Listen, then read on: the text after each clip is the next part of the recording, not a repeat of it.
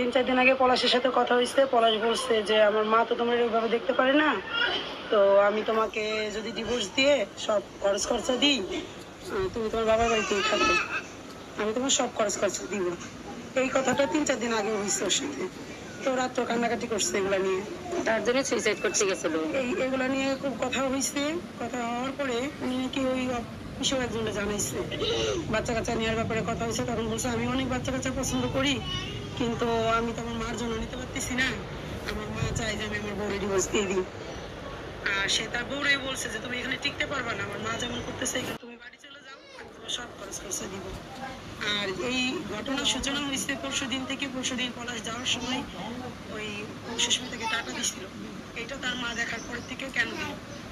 তার 3 দিন আগে ওই ডাল রান্না করছে ছোট মার কাছে জিজ্ঞাসা করে ফোনে যে মা তোমার জামাই ওই ডালটা খাই পছন্দ করছিল, যাওয়ার পরে রাঁধছিল, কিভাবে রাঁধতে হয়।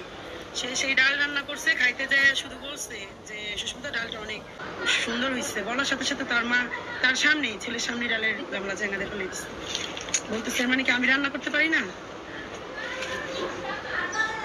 এই বলে ফেলে দিচ্ছে। তো এই থেকে আস্তে আস্তে মানে সূচনা। পরশুদিন টাটা দিয়ে